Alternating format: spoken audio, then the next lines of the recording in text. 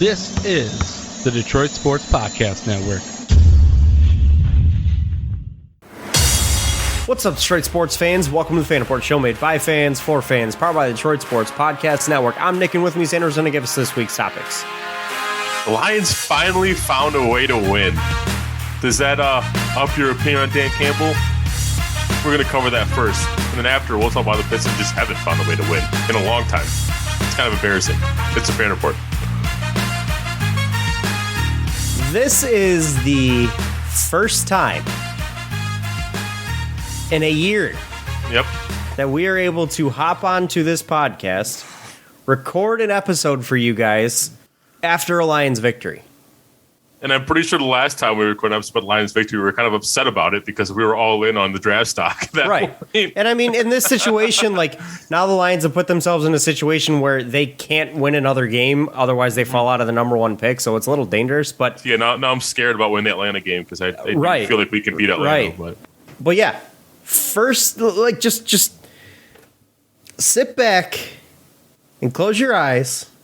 And just imagine the fact that this is the first time in over a year that we've been able to do a podcast after a Lions win. Now, I want you to tell me, who was the last victory the Lions had against? You son of a bitch. Hold on. I know this. I remember this. I think it was actually Atlanta. You could have said anybody. I wouldn't know the answer. That's how long it's been. I think it was Atlanta when Todd Gurley accidentally scored. You might be right. You very well could be right. I would have no idea. I'm, in fact, looking it up right now.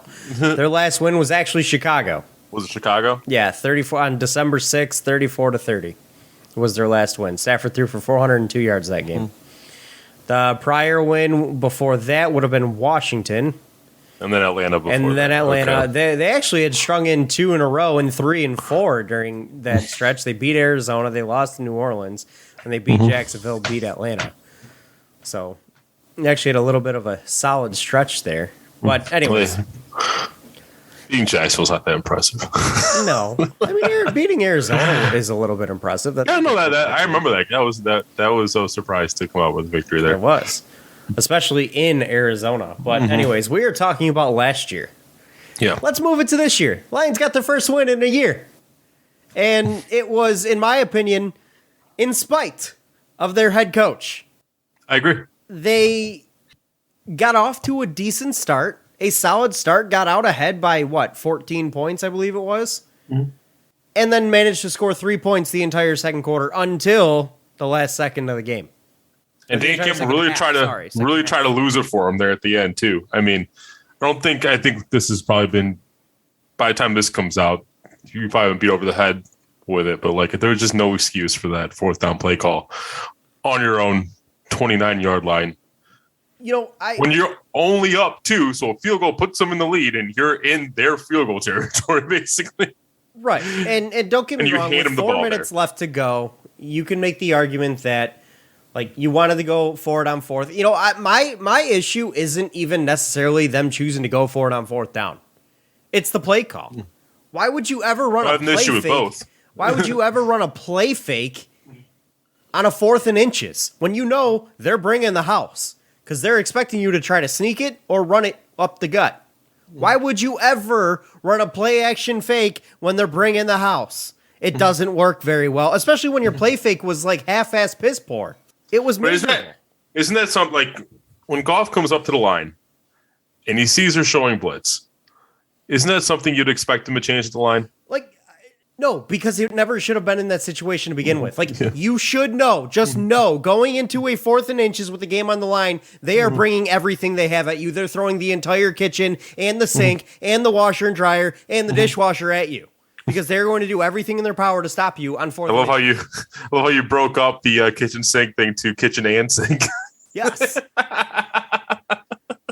They're throwing the fridge at you, the microwave, the stove, the oven, if you have it separate. They're throwing the dishwasher, the sink, the kitchen island. They're throwing everything they have at you on 4th and inches to stop you.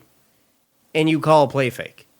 Like that, when you look at your 4th and inches playbook, and when the game's late and you're up, That should never be that should not be on that page. Like, you shouldn't have to even scroll past that page on the Madden playbook.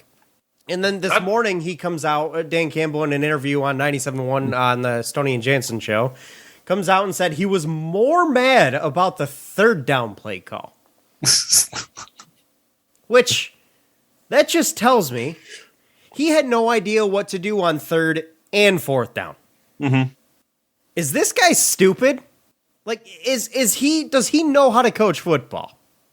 That's what my question is. Does he know how to coach football? And I know last week we talked about how in order to bring him back, he has to get a win, and he did. He got one. Mm-hmm. But it was in spite of his decision-making. And people can come out and say, oh, but what do you want him to do? This team's terrible. Look at the roster. This team sucks anyways. They're awful. What do you want Dan Campbell to do? Well, you know what? He's adding to the suck. Mm-hmm. He's not making smart decisions and it's just not working out because he doesn't have the talent. No, he's making poor decisions and adding to the fact that this team sucks. Yeah, like at that point, like for me, because I basically try to give Dan Campbell every single benefit of the doubt. But right when that play happened, I texted you and I said, pretty impossible to defend Campbell after that call. How many times have we had regardless to say, of a win or loss, like how many times this season have we had to say, I'm willing to give him the benefit of the doubt here. Mm-hmm. I'm willing to just say, okay, maybe it's he just doesn't have the talent to do this, or maybe this, or maybe that. How many times have we had to say he gets the benefit of the doubt on this one? Mm-hmm. I'll tell you right now, it's more than 5 times. Mm-hmm. It's probably approaching double digits, and that's at best embarrassing. And then you get the fans that come out and say, oh, but he plays up. He gets people to play up for him. He gets the team energized. And yeah, at 10-1, to be able to have a team that's still willing to fight late in games, yeah, that says something that your players probably do like you and want to play for you. But guess what? It clearly hasn't added anything, because any excitement you put into your players and any energy you breathe into your players, guess what? Your decision making kicks the shit out of it. It does make me feel like, though, because one of the big positives I had going into the season was you surrounded an inexperienced coach with experienced coordinators. But I think we might need a bit of a better offensive coordinator than what Anthony Lynn's brought to the table. Anthony Lynn hasn't been calling plays for 4 weeks now. No, I know. So I'm saying Dan Campbell would take over for him, and he was even worse. But what I'm saying is, if Dan Campbell is such a good motivator, do you think that if we do bring in a top tier offensive coordinator, that's a huge if, because who the hell is going to want to come here with a future? I understand.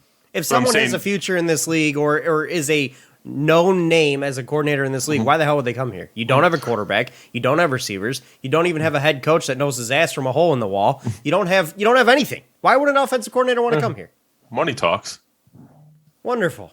Because the Fords are willing to shell out so much damn money to help this football team. All I'm saying as of right now, that's the one avenue I see where Dan Campbell can succeed as a head coach here, is if he surrounds himself with some top tier play callers, because he does look like he's a good motivator. He looks like he has a locker room bought in, but it's more the fact that he can't run the game properly. The dude doesn't know how to coach football. Like, I really don't think that. I would be shocked if the Lions managed to get a good offensive coordinator to come here. Mm-hmm. Like, I would be utterly shocked. And I know you say money talks, but then you got to understand that coming here and being an OC for this guy is borderline career suicide. Name a coordinator that was under this regime or the last regime that's gone anywhere. Well, can't really count this regime, but the last regime or this organization in the last 10 years that's done a damn thing in this league. Yeah. Exactly. I know Joe Lombardi got a job, New Orleans? As the tight ends coach, I believe. No, that was Dan Campbell. So probably a QB coach. I thought he came from New Orleans, actually. I thought he left to New Orleans. I don't know. Either way, it wasn't a coordinator position. He took a demotion. Matt Patricia literally just got his buddy to give him an analyst job for the Patriots. Like, coordinators that come from this organization don't do anything. They don't go anywhere. Oh, he's currently the Chargers offensive coordinator. Yeah, so he went back. Did that take him? We got him from New Orleans, and he went back to New Orleans as the QB coach. Okay, he took a demotion. And now he's the Chargers offensive coordinator. The only thing I will say that is a positive from this coaching staff is Aaron Glenn looks like the real deal. And I think he got lucky with that one because he's a first-year guy. Anthony Lynn, the thing is Anthony Lynn is an established offensive mind in this league. A former head coach from a decently successful team. And he even throws his hands into the air and says, I don't know what the hell to do. Like, I'll be honest with you, where Dan Campbell makes the players want to play and riles them up and gets them going and fired up, I think his decision-making and his coaching style and just the way he runs things smashes it so far into the ground that it doesn't even matter how much players want to play for him. Like, yeah, I get it. He got his first win. They won this weekend. I know we're talking like they didn't, but they did. And that's a great thing. I'm very happy they won. But at the same time, how many games is this guy going to win next year? Or the year after that? Or the year after that? Because making decisions like that when you have a good football team, guess what? You ain't winning ball games. Even if you do have a good football team, you won't win games because of your head coach. On a more positive note, I do got to give props to Jared Goff in the last drive. I thought he actually looked real good out there in that final drive. I actually thought Jared Goff played his best game of the year. Some quick decision making on his part. He was getting rid of the ball quick, making the correct reads, even though he was probably making the easy reads right up the middle of the field. But I was gonna say, I think Mike Zimmer straight up just laid down and died at the end of the last drive of that game. He straight up laid down and died. Mike Zimmer said, "Hey, Dan, I hear you really want your first win. Here you go." I don't know what the strategy was in the final play of the game. Why they were in the they have to get 11 yards, so let's make sure we cover 15 yards and back. That's a good plan. Let's just make sure they don't go out the back of the end zone because that could be a disaster. Mike Zimmer laid down and died at the end of that game. Like there was, I don't even know what the hell he was thinking. That's one of the things I've never understood about the NFL, and I feel like I see this week in and week out. Why do teams go into this defense that just literally looks like they're playing two-hand touch? Like can't get too close to him, don't want to hit him. And just allows a mediocre to bad football team to nickel and dime them down the field, and then you have the worst defensive play call I've ever seen on the last play. Like, I've never understood that about teams. Because you're so focused on not getting beat deep and not letting him go out of bounds on those last plays. Against Jared Goff, I promise you, he's not beating you deep. And then even down to the last play of 4 seconds, they were somehow focused on not getting beat deep when the end zone was 10 yards away. Jared Goff can't throw the ball 40 yards. How is he going to beat you deep? Hey, I'm not Mike Zimmer. Play the defense that you played to hold the team to 3 freaking points the entire second half, and you don't have to worry about it. Christ, man. Like, I was honestly, as a Lions fan, watching them come back, and don't get me wrong, I was excited watching them get up and down the field. That play by Igwebuike to get out of bounds after the catch in the middle of the field was probably the play of the game. Wonderful move, wonderful play, probably won them the game. Because it was huge. It was her first down. I didn't even think he was going to get the first. And then he still manages to get out of bounds. Awesome. Great play. Kid's smart. He's probably got a future in this league. But as a Lions fan, watching the Lions get up and down the field, I almost felt like I was feeling the pain of Vikings fans watching this happen. Because I'm going, what the hell are they doing? We traded places. Honestly, God, it looked like it. Did Dan Campbell start calling defensive plays for the Vikings? Because that's what it seemed like. And frankly, I'll tell you right now, I think Mike Zimmer probably should be fired after this year. If they don't make the playoffs, goodbye. There's too much talent on that. There's too much talent on that roster for that offense to put up as few points as it does on a weekly basis. See ya, Mike Zimmer. See ya. Embarrassing. And that's coming from a Lions fan. Like, okay. You know what? You guys are gonna act like I'm not happy the Lions won a game. I am. I'm Nick. What the hell? won the game. I am very happy. I was excited when you're more angry now than you were last week. Because some of the decisions were so inexcusable. I'm right there. I was very excited when Amon-Ra St. Brown caught that game-winning pass, and which, by the way, just out of curiosity, I don't know if this rule has changed, but do they not have to kick the extra point? I always thought they still had to. I always thought the only time they don't is in overtime.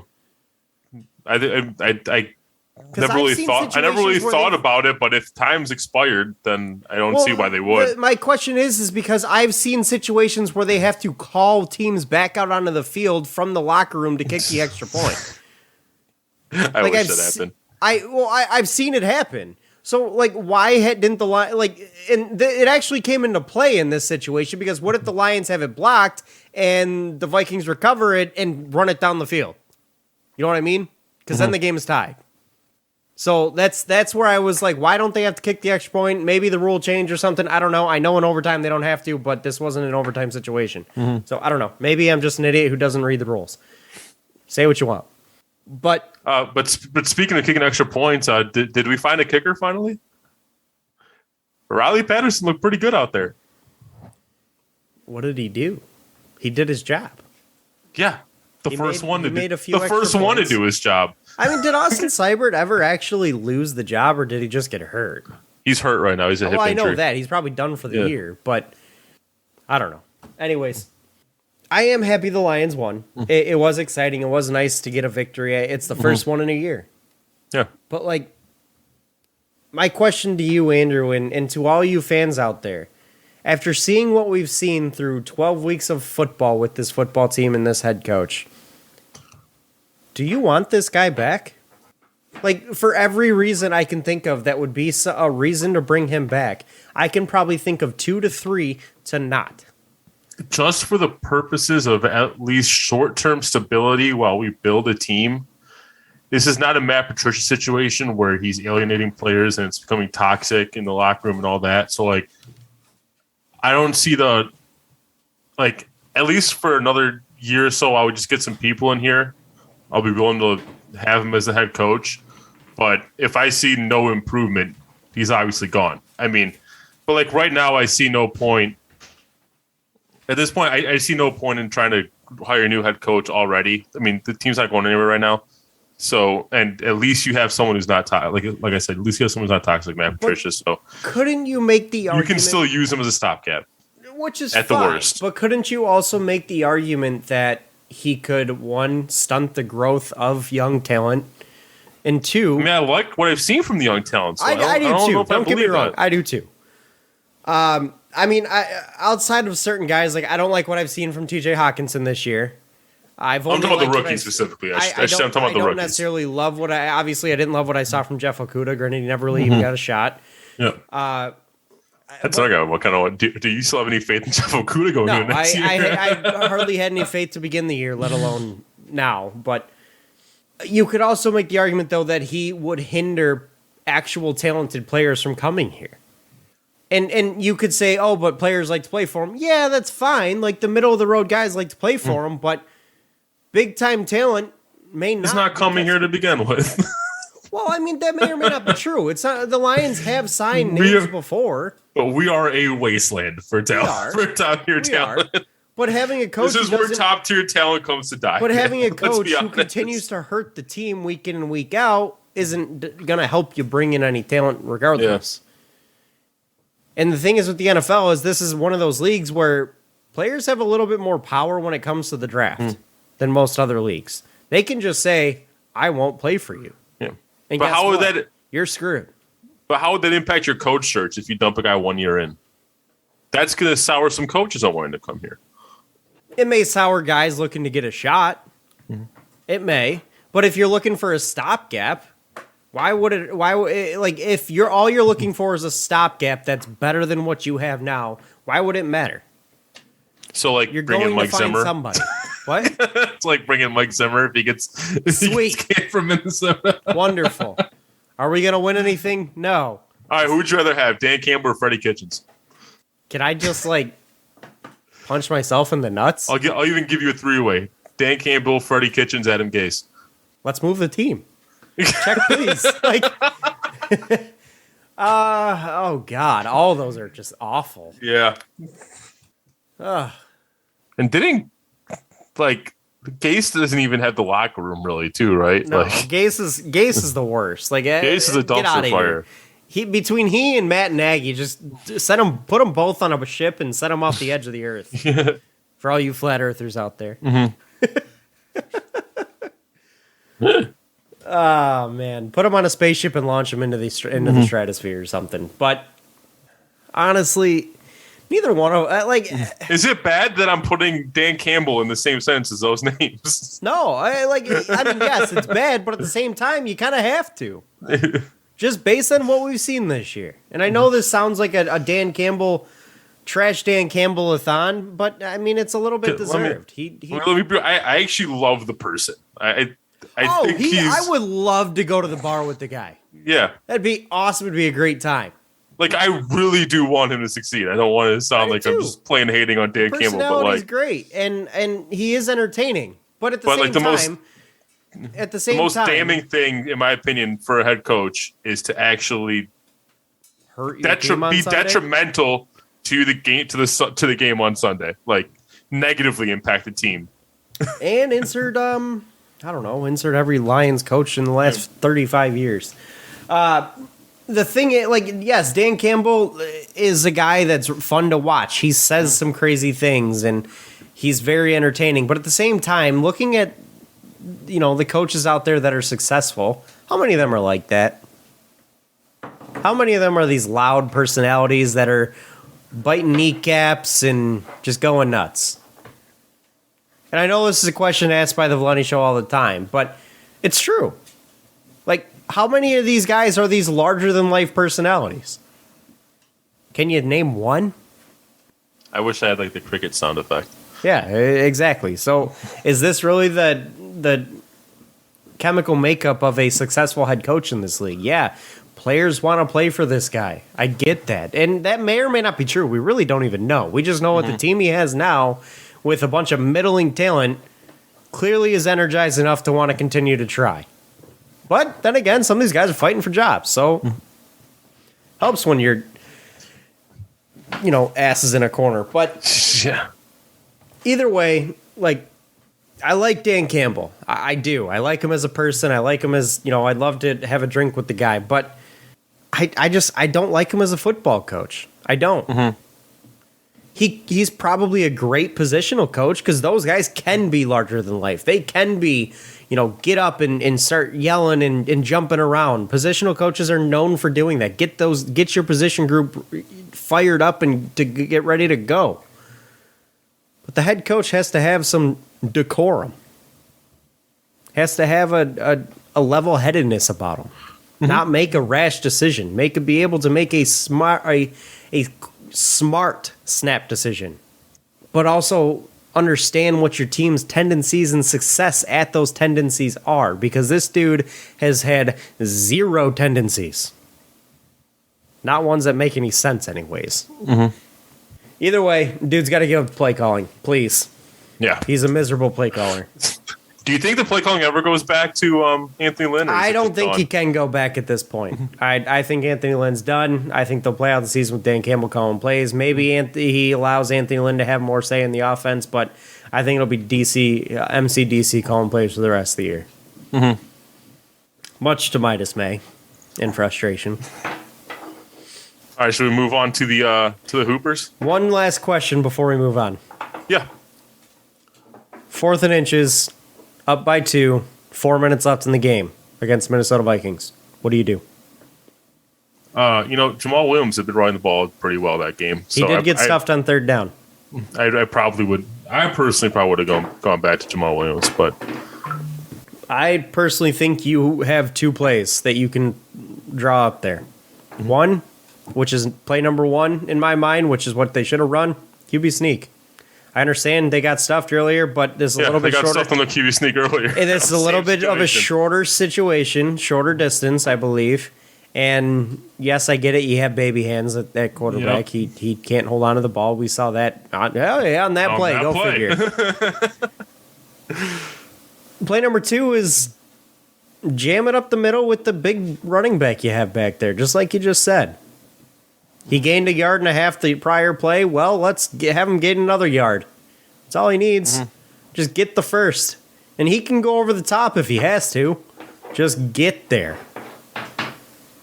Those are the 2 plays I think you can make an argument for drawing up there and having it be in a smart, aggressive situation. And then if you really are not confident in any way of being successful with those 2 plays, then you punt the ball away. You can't make the decision that you did. You almost handed the game to the Minnesota Vikings there. Anyways, now we can move on. And Go Lions! Would have been my play call if I wasn't like, punt is the play call for me. Like there's no way you go for it in that kind of field position, knowing that's what the score is. That you can never hand the team the ball right there, being only up 2 points. So this is why I don't mind them going for it there, because if you do not get it, there's still 4 minutes left on the clock and they've got a short field. So no matter what, you are going to get the ball back. Like there is very little chance that they are able to chew up all 4 minutes in 29 yards. Like a very little chance. So you are going to get the ball back and have a shot to take it back. If you hold them to a field goal, awesome. That's the best possible scenario. If you don't, well, but at that stage of the game where you're like not knowing what was going to happen, would you really have been trusting Jared Goff to put together a 1-minute drive? No, but would you really have trusted the defense to hold up either in a situation where you have to have the defense make the final stand? If you punt the ball away, you are basically guaranteeing you do not get the ball back. I mean, the defense hadn't been bad. They had a couple lapses in the second half. But okay, well, guess what? That's recency bias right there. I make the decision that doesn't lose me my job. Well, so let me take you back to earlier in the football season. We had a very similar discussion where do you punt the ball away or do you go for it and try to win the game? But it wasn't that. It wasn't in that scenario. Well, I think in this field position, it makes the argument of going for it a little more. It makes it make more sense because you guarantee getting the ball back. Versus earlier, and when it wasn't that type of field position, they decided to kick the field goal. You guaranteed not to get the ball back, 1, and 2. You put yourself in a spot where you have to rely on your defense. And in this situation with that much field that the Vikings would have to gain, you don't get the ball back. You're putting the game on your defense. This gives you a shot. This essentially gives you 2 shots at this game. By going for it, if you get it, okay, you probably win the game. You don't get it, and they get the ball back. Well, if you hold them to a field goal, now you have a really good shot to win the game. You give up the touchdown, you still have another shot to win the game. Or if your defense just outright stops them, you win the game. And honestly, like Mike Zimmer could have won the game right there. He actually could have ran the clock down and kicked a field goal. But he went for the early touchdown. I don't think that they would have been able to run the clock down enough. No, they wouldn't be able to run it completely down, but they would have been able to run it down in like 40 seconds. If they kicked the field goal, I don't think they would have been able to run it down underneath a minute. I think they would have had to. It's legit what they were talking about in the telecast. Okay, but the analysts are idiots all the time. Like, I don't think there was a situation where the Vikings could have run the clock all the way down to a point where they weren't giving the Lions a good chance to win the game. In my opinion, if I were the Lions coaches, when the Vikings had the first down on like the 6-yard line or whatever, I would have said they're going to run the ball, let them score. Like, why are you trying to stop them at the 3? There's no point there. That's a chip shot field goal if they want to run it down, 1 or 2. Like, you want to give your offense a chance to drive to the field if they score. So if they're down at the 3 on first down, let them score. That's why I was happy when he finally scored. I'm like, oh, okay, they scored now. Like I really thought they were going to take their sweet time, and they never really did. So they probably should have taken a little bit longer. But if I'm the Lions in that situation, I definitely would have let them score. I was pissed when they made the tackle at like the 4-yard line. Trust me. So, anyways, let's go ahead and move on to the Hoopers here. Andrew, take it away. The poopers. Yeah, seriously, take it away. What is it now? Is it a 7-game losing streak that we're on? We just lost Pretty sure it's 9. We just lost to the Oklahoma City Thunder last night as of when we're recording. And by the way, it is 9. Nope. 9. Wow.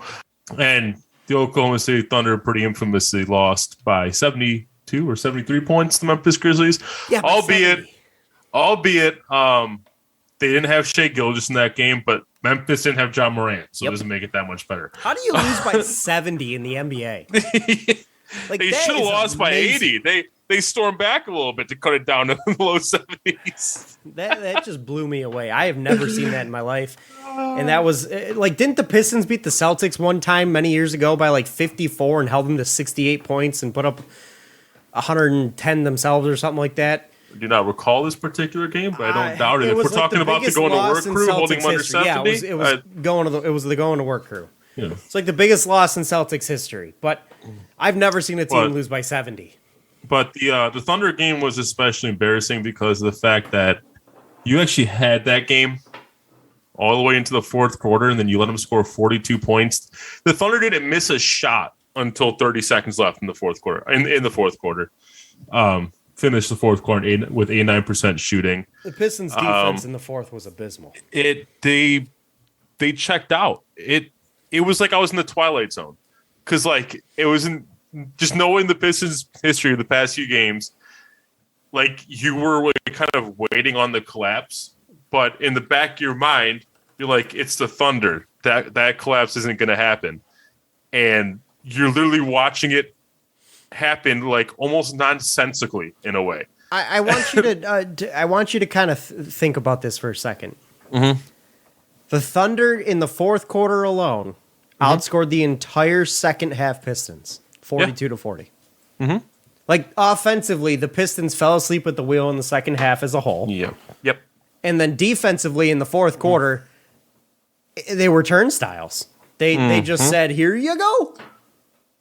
Take the free shot, you're whatever." Like when it was like a close game, like a few minutes ago, they were still letting up wide open dunks. I was like, "What is that, guys?" Like, and then not to mention like the turnovers were out of control. Like even late in the third quarter, there was a string of plays where they just went 5 straight turnovers. Just turn over, get the ball back, turn it over, get the ball back, turn it over, get the ball back, turn it over. I was like, are we serious right now? Like, are we really trying to throw this game? And then I think the other big storyline from that game was the free throw discrepancy. And no, I'm not talking about officiating. I am legit talking about the Pistons' inabilities to get to the free throw line because it's not anything new. The Thunder shot 30 free throws to the Pistons 6. As an NBA team, you should never shoot 6 free throws in a game. No. That's unacceptable. It's god awful and inexcusable. That just shows that right there. It kind of tells the story of the Pistons' second half offensively because it tells you that the Pistons just were not engaged. They were not aggressive. They were settling for long bad shots. When in all reality, take it to this bad basketball team. Yeah. You have talent. You have Cade Cunningham, Sadiq Bey, Jeremy Grant. These guys can get to the rack. Take it there. In all fairness, Cade Cunningham was, and he just wasn't drawing contact, really. He was just getting whatever he wanted, basically, without drawing contact. And in all reality, Cade played a really good game. Did he shoot did. beautifully? No, not necessarily. 11-24. That's not amazing. It's not terrible, but it's not amazing either. But from 3, 6 of 11, that's pretty damn good. But free throws, didn't take a single one. And what's 11-24, like 45% from the field, I want to say? I'll tell you in a sec. 45.8, so 46% from the field. That's not terrible at all. That's solid. But it in the second half, I think second half is where he actually shot kind of poorly. I think in the first half is where most of those came from. But yeah, I think if you want to complain about anything with Cade, again, it's as we've been saying before, the turnovers. He led the team in turnovers again. But my question to you is, I mean, we've watched this team now really kind of struggle. I think they're one of 3 teams that averages below 100 points in this league. And their offense is absolutely putrid in all reality. And you can put the blame on a lot of shooting, yes, but there's blame to go around for a lot of things. And it starts to raise the questions of, even though we've kind of liked what we've seen from it, does having both Killian and Cade on the court at the same time actually work? Because it doesn't really seem like it does at this point. It's actually the best part of this team. And that's fine. And that's those fine. two on the court together. It looked nice, but it isn't translating to anything. Oh, yeah, no. It more than looks nice. They have a 105 defensive rating together. They got to score, though. And one of those two guys which is the best pair, like defensive pair rating on this entire team, and it's in the upper half of the league. Wrong era to be worrying about defense, bud. Killian 15 Hayes, years ago, let's talk. Killian Hayes with Kate Cunningham on the court, and which allows Killian to play off ball a little bit.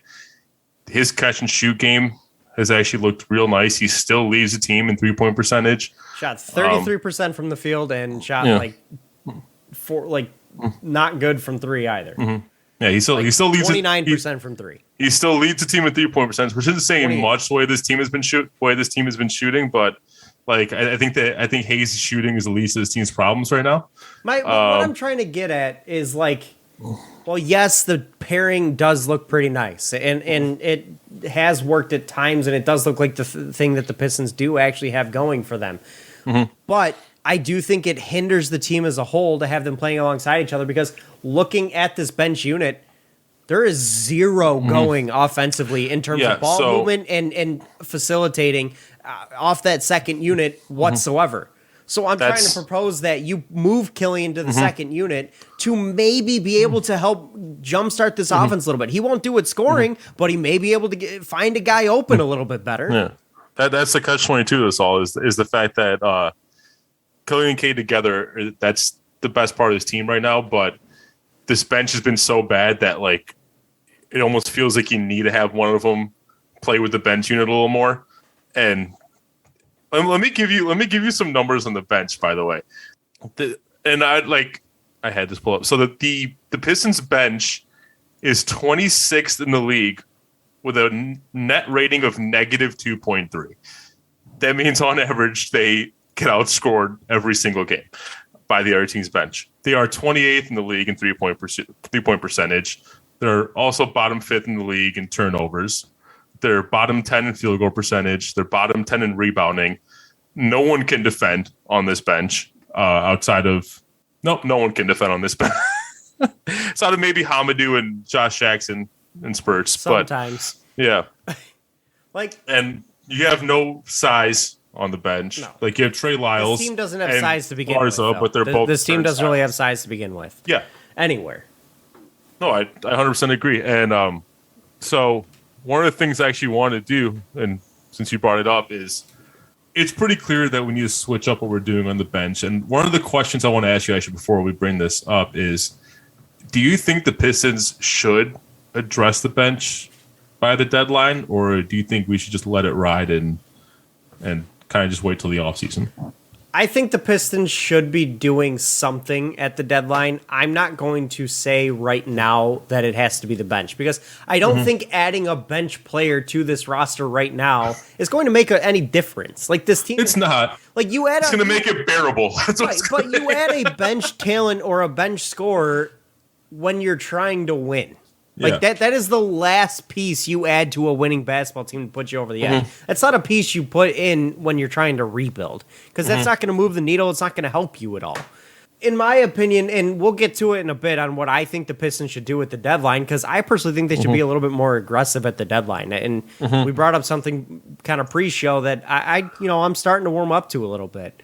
But my whole thought process with this team is things need to be shaken up. And in a big way, almost. And I don't know if Dwayne Casey wants to just do something to maybe send a message by shaking up the lineups. Maybe, and I'm not proposing that this should be something done long term, but there's a certain guy in the starting lineup that has severely struggled all year. Move Saddiq Bey to the bench for a couple of games. That was going to be my... Give him a couple different looks at the net with the ball in his hands that maybe build some confidence into him. That was also going bring to scoring to the bench.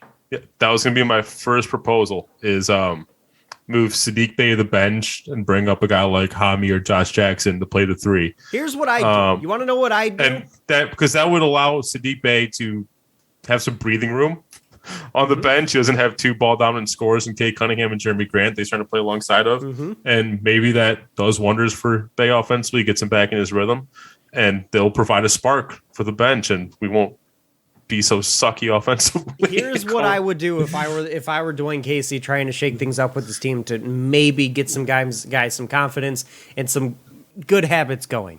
I'd move both Hayes and Saddiq Bey to the bench because it's obvious Killian Hayes is a good ball moving point guard. He's able to facilitate well, and we know what Bey can do. We saw it last year, and we've seen it at points this year. You move them both to the bench, that immediately upgrades your bench unit. You bring up Josh Jackson, Hamidou Diallo to get some meaningful minutes with the starting lineup. It adds some athleticism and energy to your starting lineup to go alongside Cade Cunningham, and it allows Cade and Jeremy Grant to have some room to operate. It allows them to do what they want to do with the ball in their hands. So you not to mention, I probably have to see less of Corey Joseph, which is always a plus. And it may give Killian Hayes a little bit more time to work on his game too, without having to do, adjust his game alongside Cade Cunningham. Because as much as I would love to see Hayes and Cunningham working together long term, I still firmly believe that is not going to be the long term situation. I do believe Killian Hayes will be your bench point guard long term. And there's nothing wrong with that because he's still going to play meaningful minutes. It's funny because that was one of the things I was going to come out and say on this podcast was that I was wrong because I've been touting all offseason how I don't think Cade Cunningham and Killian are a fit together in the starting lineup. And I was going to come on here and say that they've proven me wrong. And I still believe that. I still believe that they've proven me wrong. I think they've done a nice job. I don't think it'll work long term in this league, though. I don't. I don't think it will because when you have a guy who is a ball dominant facilitator and scorer in a star in Cade Cunningham, a guy who is nothing more than a facilitator and defensive player does not work alongside him unless he has the ball in his hands, and he doesn't. And while, yes, it's somewhat looked nice at times, I still don't think it is a long-term solution for this team. But that's why I think it's been working is the fact that Cade has shown improvement as a scorer. I think you're blinded by the fact that there is nothing else going for this team. I think you're blinded by that. You have rose goggles on by the one thing that's somewhat worked with this team. It's literally the only positive we can take away. Exactly. And I think you're blinded by that. I do. Because I don't think that long term that is something that will work in this league. I think he needs to go to the bench to help this bench unit. I think it is the best possible, it is the best solution going forward for the future of this team. We need something to facilitate off the bench because Frank Jackson doesn't even know how to pass. Who are the two guys you bring off the bench? You were putting Killian and Saddiq. I said Josh Jackson, Hamidou Diallo.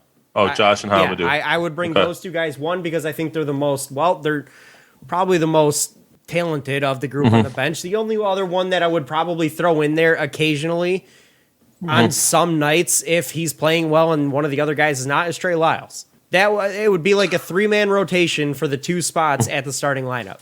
But question, I don't think you have a solid answer at this point for that position. I don't think you do, not yet. But that's what I do. I would move for the time being. To give them some confidence and give them some space, I'd move both Bey and Hayes to the bench because I think Bey and Hayes together coming off the bench would be a great pairing. I think those two would work so well together off the bench, and I think it would jumpstart the bench unit. I think it would jumpstart both of those guys as well. I think there's some potential in the idea of bringing Killian Hayes to the bench. It's something that it's not something I love because I don't want to separate Cade and Killian, but it's something that the bench could need. My only worry about doing both Killian and Saddiq, and I know Saddiq has struggled a bit, but it's the fact that I'm worried about the spacing of having both Hamidou and Josh Jackson paired with Isaiah Stewart all in one lineup. Because Hamidou Diallo and Josh Jackson are both guys that are going to run at the rim. They're both slashers. Isaiah Stewart, they just haven't really let him space out the three-point line this season. He's done most of his work inside. So you have three guys that are going to be operating primarily closer to the rim. So here's my thought process behind it, and I'm not looking at it from a perspective of this year. Yes, there's going to be situations that are downgrades when it comes to the starting lineup by bringing these two guys in because of the spacing. Yes, I understand that. But you also have to look at it from a perspective that I'm making the moves I'm making because I think these are what would be positive long-term solutions for this team. So when I look at Hamidou Diallo at the 2 in the starting lineup, I am actually looking at another player in the future that would fill that role. But I want to insert guys like Killian Hayes and Saddiq Bey into a role that I am more comfortable with them in long-term. Right now, those guys should be starting because they're the best we have at that spot. But long-term, do I think that's where those guys should be? Probably not. Bey still has a shot. But if he continues to play the way he has been, he's a bench guy. That's just a fact. So by moving him to the bench to allow him to gain some space and try to get his mojo back, fine. He has a chance to re-enter that starting lineup. And not saying Hayes doesn't either. But frankly, my vision for the future of this franchise at the guard position, at the back court, the 2, is not a pure facilitator. It's not a defensive point guard that sometimes gets the basketball in his hands. It's a guy who is a legit scorer because we have the facilitator on offense already in Cade Cunningham. We don't need a second one necessarily. We need a guy who can take some of the pressure off Cade by being a scorer. And that'll lead me into a guy that I think the Pistons should go after. And it's a guy who was mentioned in the offseason as being potentially connected to the Pistons. Yeah, but like real quick though, like we do need to break up that backcourt, the bench backcourt of Frank Jackson and Corey Joseph. I just want to point to the Phoenix game, for example. Like, so that's a game we lost by 11 points at the end of the day. We actually played it pretty close throughout the game, but that was one of those games where I felt like every time the bench went in, Phoenix would separate, and then our stars would come in and pull us back in. But so K's Killian were +8, +5, respectively. Frank Jackson, Corey Joseph were -13, -20, respectively. Like, so yeah, there's definitely a need to break up those two. I don't think having those two run the backcourt off the bench is just, it's not working. It doesn't work. And again, it's not like I'm talking about like this year matters. They're 4-19. They ain't going anywhere. But I still want to see the Pistons be put into a situation that makes sense long term. And that's where I say Killian to the bench makes sense long term because it is a very realistic scenario that's where he could be long term for this team and where he could be most successful as a facilitator off the bench for this team. Because when Cade needs a breather, they want a guy that can come in and run the offense with a flow. Or when the bench unit comes in, you don't have a lack of offensive movement or flow to it because Killian continues to bring that onto the floor. And that's why I like him being moved to the bench. Yes, again, like I said, I do like the pairing of Killian and Cade, but I have better visions in mind for the backcourt in the starting rotation than Killian and Cade. I do. Because I don't think the Pistons will ever be ultra successful with that backcourt. I don't. But you insert a legit scoring 2 guard and move Killian to the bench to run that offense there. All right, that you can win with.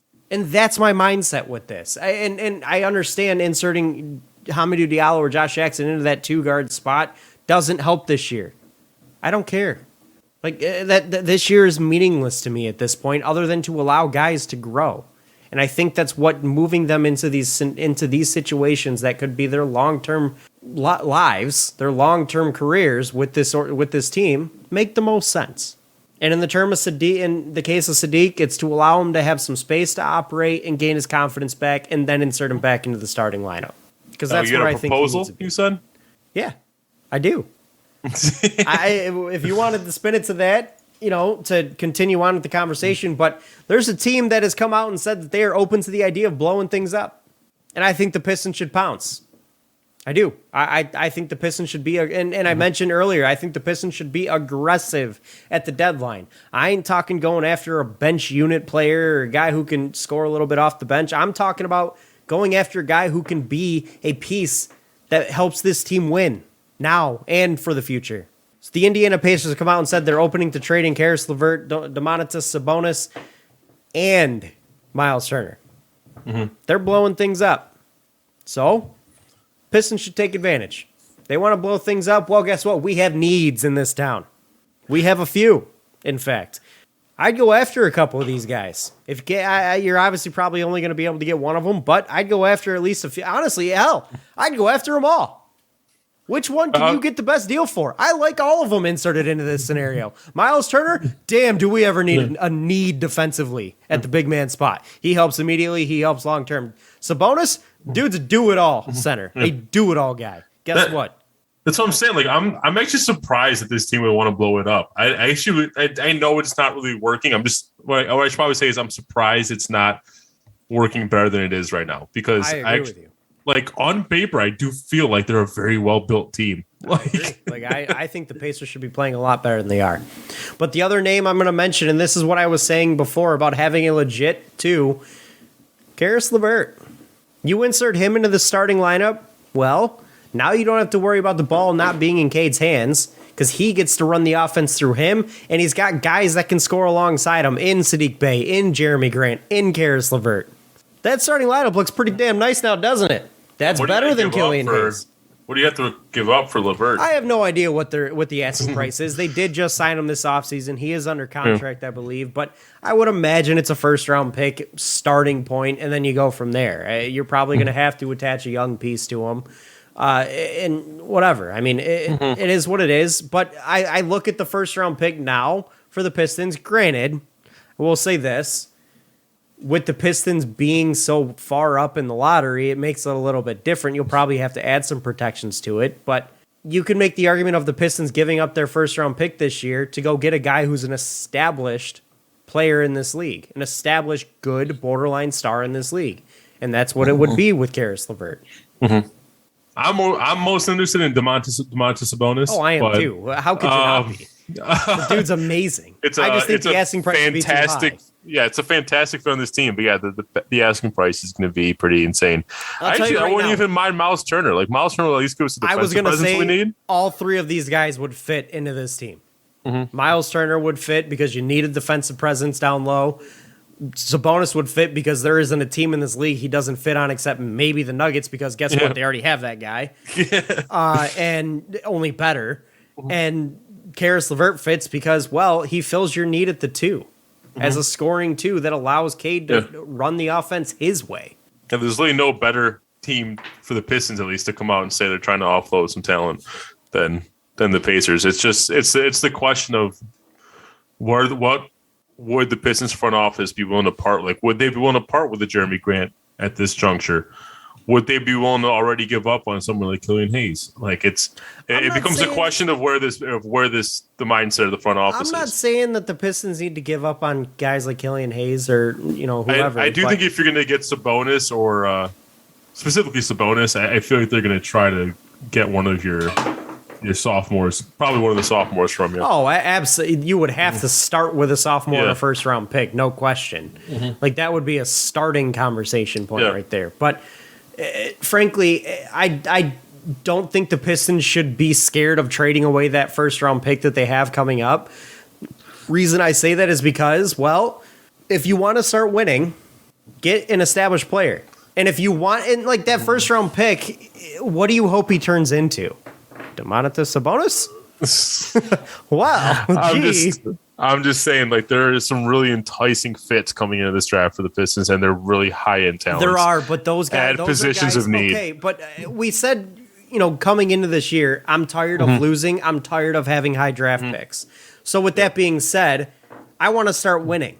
Yeah. And by drafting a guy at the top of the draft, you're still going to have to develop this guy. He's still going to be a few years away. So are we just continuing to push this damn thing down the line until guys like Saddiq Bey's contracts are up and they get expensive? I don't think that's a good idea.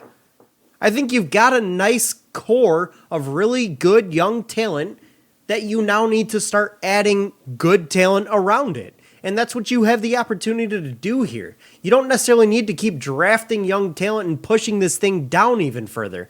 Just start building. Get guys that work now. Oh, we're back? I think you're back. All right. I was saying is, like, I'm sick of, by drafting a guy at the top of the draft, you're pushing this thing down even further.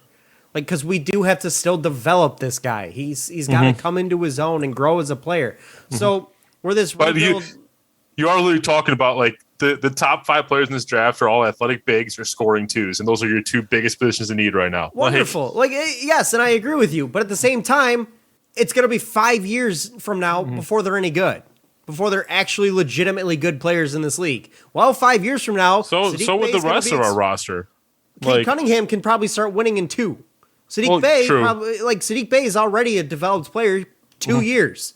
Killian Hayes, maybe 3-4 years. But Jeremy Grant's he's starting to have the ticking clock on him. If all I'm saying is this team is not going to be ready to compete for another couple of years. So I don't see the harm in drafting. I agree with that. But at the same time, if you're talking about having a guy that's going to take 5 years from now to be any good, because he's going to take 5 years. A guy you draft this upcoming year is going to take at least 3 years to be good. So at best, 4 years. Maybe Chet Holmgren, because he's definitely got to put on some weight. But at best, you're looking at 4 years. Well, guess whose contract is up in 4 years? Sadiq Bey. That's it. That is a long. I think you're being a little. What is wrong with saying a guy takes 3 years to actually be a legitimate talent in this league? It's a very conservative outlook. It's not. We just said Cade. LeBron James here. Yeah, we weren't drafting LeBron with Cade, and he's going to be ready probably by the end of the season. There's a big difference. You were basically drafting one of the top tier talents of the decade in Cade Cunningham. Mm-hmm. You were. You're not getting that in this draft. There is no Cade Cunningham in this draft right now. He is a head and shoulders generational type talent. What's a generational type talent in this draft? And what's the likelihood of you getting the number 1 overall pick again? Also, slim to none. This is Detroit.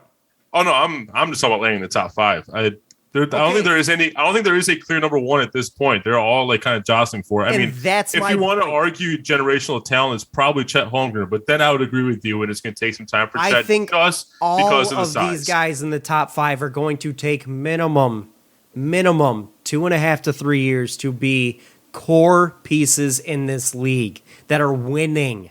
You want to talk about getting good and starting to build? Yeah, 1-2 years. But being good and being stars in this league that are winning, that's 3 years. Nobody starts winning in this league in their first 2 years. Nobody. Yeah, the Pistons aren't going to win for at least 2. So okay, well, guess what? You're not in that time frame with these guys yet. And that's my point. I want to be in that time frame in 2 years because we have to understand Sadiq Bey is not going to be cheap to re-sign. Yeah. And our books are set up in a way where the 2023 offseason is probably going to be where we make that big splash. So we're going to be happy to have Sadiq Bey as our highest paid player? No, I'm just want that. I'm just saying, if the 2023 offseason is going to be where you make your big splash, you still have a couple of years to build. That's what I'm saying. Right, but if you're going to make a big splash in that offseason, then you can kiss Sadiq Bey goodbye if you're going to be taking a high-priced talent at the top of this draft. That's my point. You have to understand that guys at the top of the draft, unless they're generational talents, take a few years to be winning players. And right now, I think that puts us a couple of years behind where we want to be. I don't want to push this thing down 2 more years. I want to be ready to win 2 years from now. And I don't think drafting another guy that we got to develop long term is putting us in that spot. That we're looking at a team that's ready to win near the top of the East in 4 years at that point. And then we also got to worry about Cade's contract then. So what you're saying is we're a star or 2 away? Yes, I am. Like a big free agent signing away from competing? Because I don't think we are. I do, because that's how things are in this league. I don't think Karis LeVert is necessarily that guy, but I think if you add us a bonus to this roster and you start having Sadiq Bey start playing like he did last year because he's got a little bit more space, guess what? You're probably starting to win. You are then at that point just a good bench scorer away. That's when you can look at the deadline and say, all right, we bring in Sabonis, we bring in, Wayne Ellington's 2.0, a Wayne Ellington type player that can score a little bit off the bench. Guess what? You're probably going to start winning some games. Give it 2 years beyond that, and guess what? You're competing. Because here's my thought process: is as much as I love these guys, the jury is technically still out on Isaiah Stewart, Killian Hayes, Sadiq Bey. Sadiq still has to show he can be more than a role player. 100%. Killian and Stu have to show that they can actually be super productive players in a starting 5. I'll tell you right now, my confidence in Isaiah Stewart is dwindling more and more each week. I'm not sold on him being the long-term center as starting center in this league. He's one of those guys. It's really weird to keep saying this because they both came in the same draft, but him and Killian are those guys that their impact on the game goes beyond the box score. And it does. But you still need the guys that produce in the box score. Yeah. But you can't have you can't have multiple guys in your starting lineup that their production is beyond the box score. You can you're allowed one of those guys in your starting lineup. Yeah. Pick one. Yeah, it's like right now though, like the only pieces I'm wholly confident in on this team are Cade Cunningham and Jeremy Grant. And the jury's on what Jeremy Grant's going to be here for that run when we eventually do make it. So I don't disagree. I will say I am. That's why I don't think it hurts to add another high end piece in the draft. Why not Sabonis? The guy you draft in this draft, wouldn't you hope and pray he becomes Sabonis? I'd hope he becomes better from taking him in the top 5. I mean, Sabonis is a top 10 talent in this league. Not overall, but like maybe at his position, yeah. He's top. Well, not maybe, definitely at his position. I was going to say, he's like top 3 at his position. I would argue he's top 10 overall. Like, he's borderline top 10 talent in this league overall. He's a triple-double threat, night in, night out. And a great facilitator from the center, which is something we don't have. We don't necessarily need that, but it's a nice luxury. We did have that with Plumlee. Whatever. My point is like, I'm tired of continuing to push this thing down the road, which is what we've been doing for 10 years now. I'm tired of that. It's old. It's tired. Yes, I understand adding another top 5 piece to this roster would be great. But then you're pushing it 2 more years down the line, and then you got to worry about Cade Cunningham's monster contract that's coming, and you got to worry about if he wants to stay and continue to maybe not win. That is a very realistic problem that could happen. No, I agree. Why even put yourself in the situation to worry? Why not just try to do something that starts you winning before his rookie contract is up, and then make him say, damn, we got a good thing going here. Why the hell would I want to leave? But also, real quick, I don't even think we're allowed to trade a first-round pick because of that Rockets thing. The Rockets have our first-round pick, and we're not allowed to trade one until that conveys because you can't trade back-to-back first-round picks. And if you trade another first-round pick, you open the possibility they convey in back-to-back years, which is illegal. So I think the Pistons actually aren't allowed to trade a first-round pick at this point in time. Because remember last draft, the 2020 draft, we traded our first-round pick to move back into a future first, highly protected, to move back into the first round.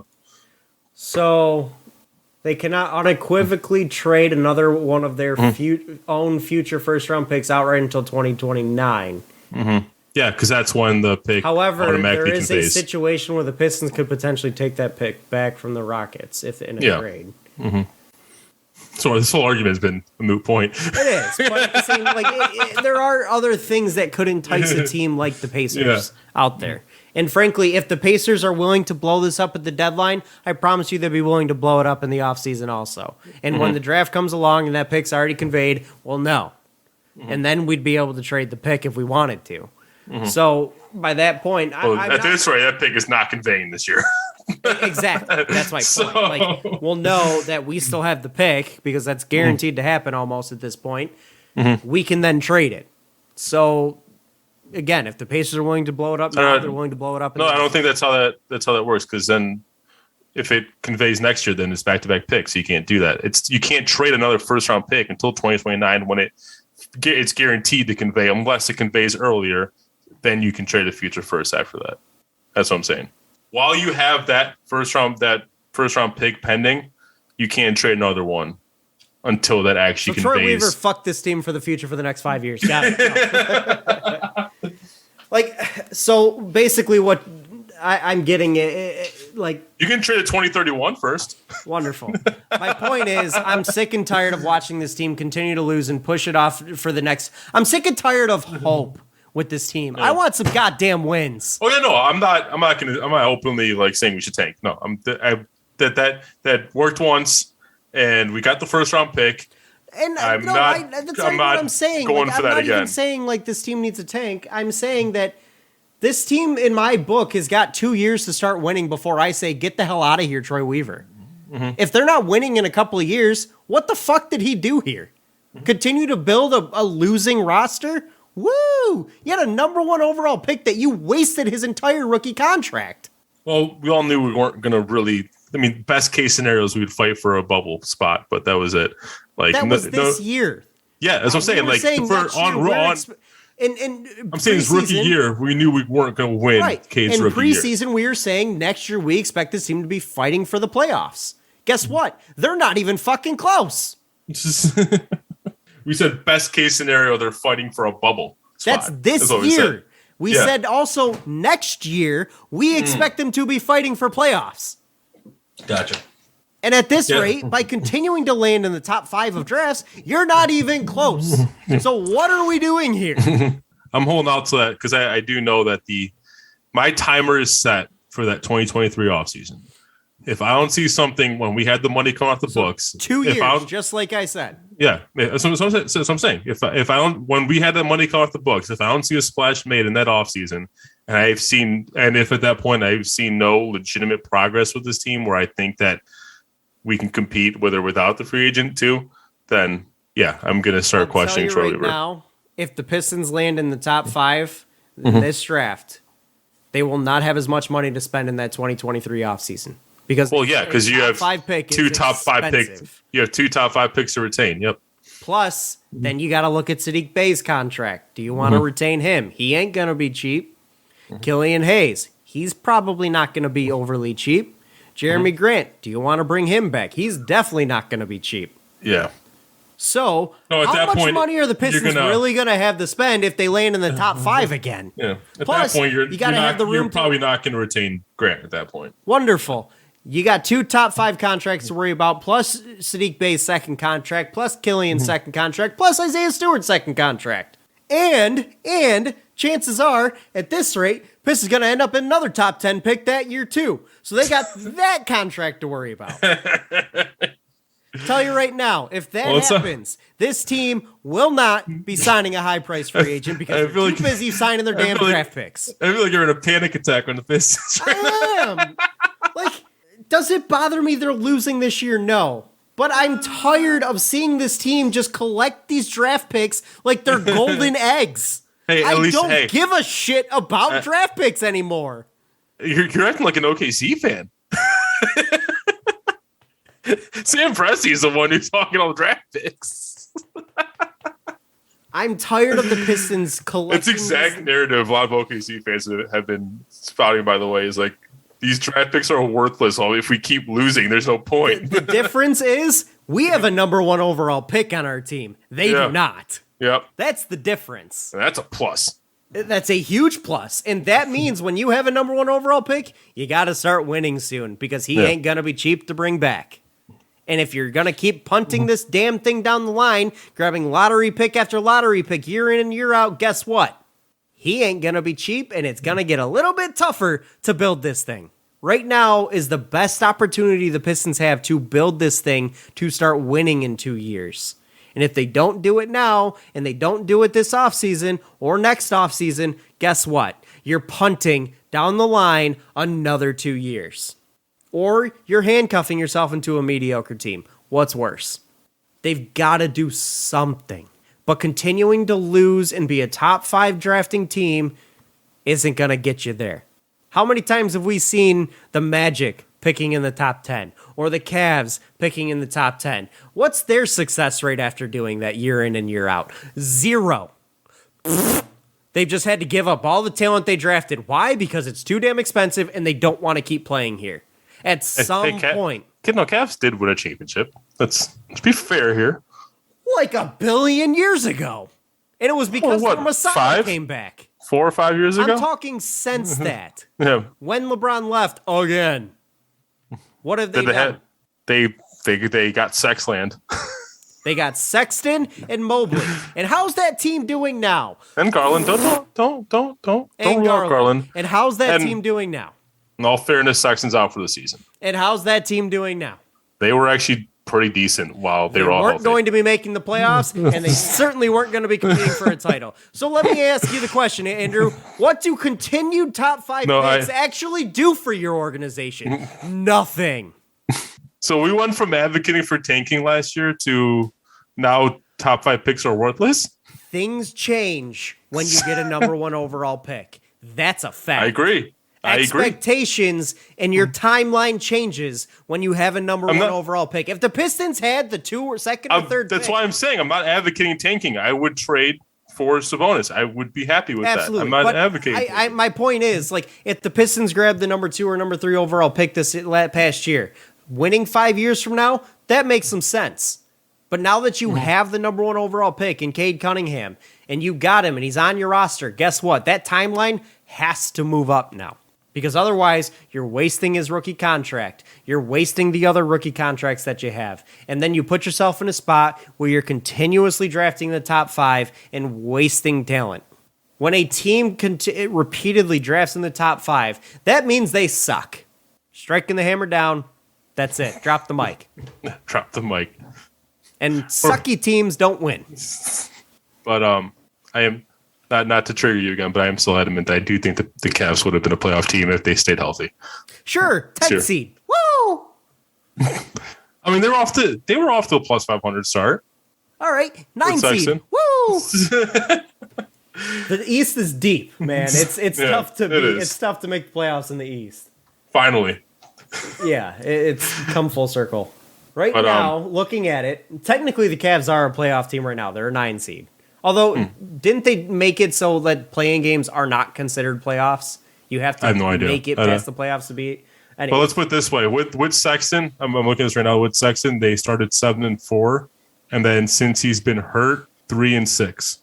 I don't think they would have kept up with that 7-4 pace. I think they would have been right where they are as a 9 seed, 8-9 seed, and gotten. Oh, I lied. 5-8. Okay. 6-8. And they would have gotten demolished in the first round. They ain't winning dick. With I didn't say they were winning. I said they would have actually. Okay, but then all right. You know what? We continue to pick in the top 5. We're an 8 seed. All right, we're right back to where we were with Drummond. Woo! Getting destroyed and swept in the first round of the playoffs. Picking in the top 5 every year is not good. Not a good thing. Means you're not progressing. I'm not saying I want to be in the top 5. I'm saying I would like to have Sabonis on this team. That's all. You never argued against it. I don't even know what we're arguing about anymore. You got mad when I said I wouldn't be so quick to trade our first round pick this year because we're headed for the top 5, and then we realized that you can't even do that anyways. But then that's what triggered you though. My point is, like, I think at this point with the Pistons, they need to be aggressive in going after ready to win talent. And if they're able to do that, that's when I think this team can start winning. Because some of the talent we have now that we are hoping would turn into ready to win talent in a couple of years probably isn't going to be there. Why do you think we're blowing games late? We're still a very young team who's just not yet mentally used to a full 48-minute NBA game. Like that's what it is. Like these guys are young. They don't know how to play a full game yet. Not that they're stupid. I'm just saying, like. No, I understand what you mean. The more you play in the NBA, the more minutes you get under your belt, the better you learn how to manage a full game. Agreed. Anyways, we've gone way over time. We are way over. So that is going to close it out for this week, guys. Andrew, thank you for joining me. Thank you guys for listening. This has been the Fan Reporters by fans. For fans. Follow us on Twitter @RealFanReport. Thank you to Detroit Sports Podcast, and thank you guys as always. We'll catch you next week. Have a good one. Peace out. Peace.